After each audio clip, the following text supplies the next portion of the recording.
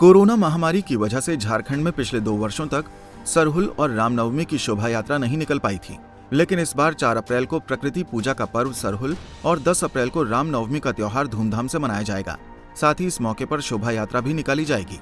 इसके लिए झारखंड सरकार ने रामनवमी और सरहुल पर्व पर शोभा यात्रा निकालने की सशर्त मंजूरी दे दी है। बुधवार को इस संबंध में जारी आदेश में कहा गया है कि धार्मिक जुलूस के अलावा अन्य जुलूस पर प्रतिबंध जारी रहेगा।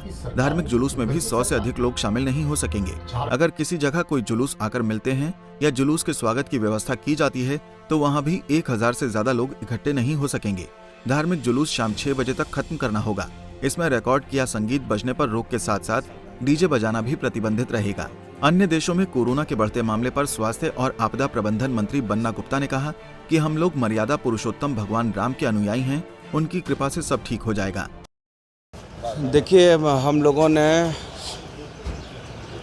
रामनवमी के पवित्र पर्व पर और सरहुल के पवित्र पर्व पर हम लोगों ने रिलैक्सेशन दिया है और अब लोग जुलूस निकाल सकते हैं। लेकिन आप देख रहे हैं चीन और दूसरे देशों में फिर से कोरोना ने कहर बरपाया है और काफ़ी और ज़्यादा तेज़ गति में आ रहा है, तो उसको देखते हुए भी हम लोगों को थोड़ी सावधानी बरतनी है। लेकिन इसके बावजूद भी धार्मिक भावनाओं को जो है ठेस नहीं लगे और लोग पर्व त्यौहार भी ठीक से मनाएं, इसके लिए भी हम लोगों ने रिलैक्सेशन दिए हैं।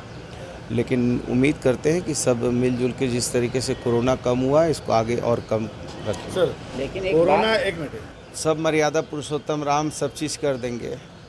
मालूम है ना, वो गणेश जी हाथ में थोड़ा सा चावल लेके घूम रहे थे कि खीर बना दो, कोई खीर बनाने को तैयार नहीं था। एक बूढ़ी माँ को दया आ गई, उसने कहा कि चल लाओ बेटा तुम्हारा मन रखने के लिए बना देते हैं। और जब दूध में डाला तो पूरा गाँव का जो है कढ़ाई भर गया।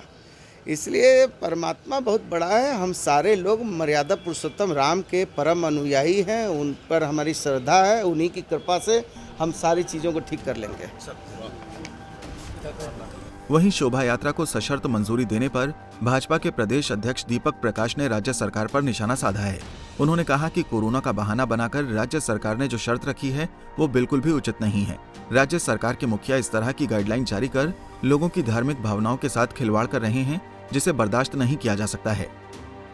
हेमंत सोरेन जी की सरकार, तुगलकी सरकार, फिर से एक नया फैसला, और उस फैसले में सरहुल की भव्यता को, उसकी शोभा यात्रा में 100 लोगों की अनुमति, डीजे ना बजाने की अनुमति, रामनवमी का अवसर भव्यता के साथ ना मनाने का फैसला, वहाँ भी डीजे और बाजा ना बजाने का फैसला। ये राज्य की सरकार है कि तुगलकी सरकार?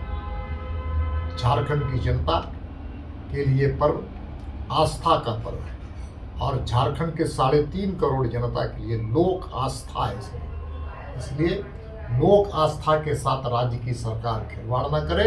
भारतीय जनता पार्टी इन ऐसे निर्णयों के खिलाफ है और हमको जन आंदोलन करना पड़ेगा इस निर्णय को वापस करने के लिए।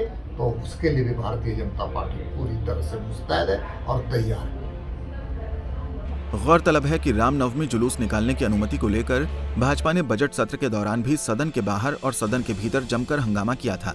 अब जब सरकार ने जुलूस को सशर्त निकालने की अनुमति दे दी है तो ऐसे में जारी गाइडलाइन को लेकर एक बार फिर भाजपा राज्य सरकार पर हमलावर नजर आ रही है। पंजाब केसरी टीवी के लिए रांची से आशुतोष के साथ सुजीत की रिपोर्ट।